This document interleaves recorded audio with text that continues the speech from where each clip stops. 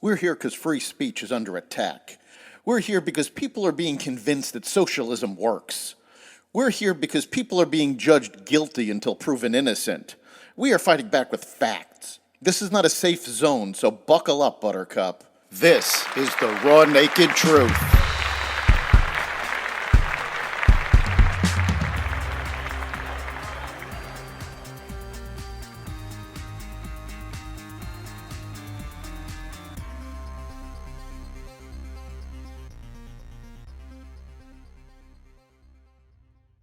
Hunter Biden sues the IRS, a budget proposal released, and more.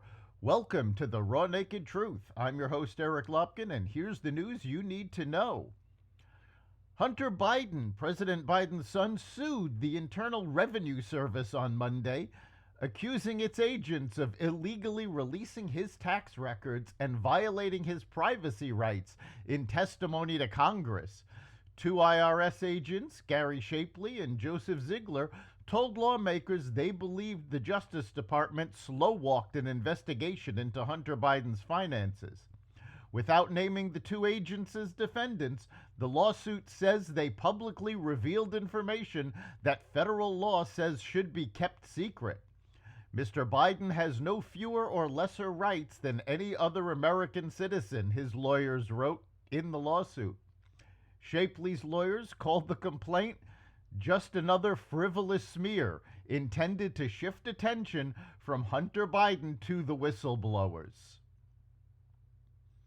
House Speaker Kevin McCarthy proposed a deal to avert a government shutdown that included cutting domestic agency spending by 8% and restarting construction of a wall on the southern border.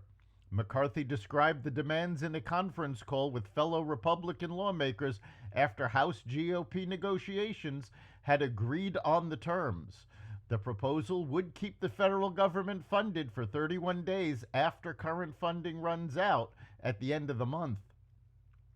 But six far-right lawmakers immediately announced their opposition, likely dooming the plan because McCarthy can only afford to lose 4 GOP votes.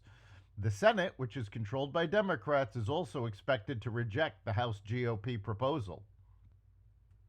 United Auto Workers President Shawn Fain rejected Stellantis' offer of a 21% pay increase over 4 years, extending the union's historic strike against Detroit's big three automakers. Both Ford and General Motors have offered 20% raises. Stellantis, the Netherlands-based company created by a merger of Fiat Chrysler and France's Peugeot, said its proposed raise was highly competitive, but Fain said on CBS's Face the Nation the Stellantis proposal was definitely a no-go. He added, "We've asked for 40% pay increases, and the reason we asked for 40% pay increases is because in the last 4 years alone, the CEO pay went up 40%. The UAW will announce strikes at more plants on Friday unless there is serious progress in talks on a new contract, according to Fain. About 12,700 union members demanding wage increases and a shorter work week walked out last week at 3 assembly plants, one belonging to each of Detroit's big three automakers. Auto workers have waited long enough to make things right at the big three, Fain said in a video the union released online. We're not waiting around and we're not messing around. GM said Monday it was continuing to bargain in good faith with the union to reach an agreement as quickly as possible. The House Oversight Committee is launching a probe into the federal response to last month's devastating wildfire in Maui, Hawaii. In a letter signed only by House GOP members, Committee Chair James Comer said that the oversight leadership would be taking action and seeking information from FEMA on all ongoing recovery efforts in Maui.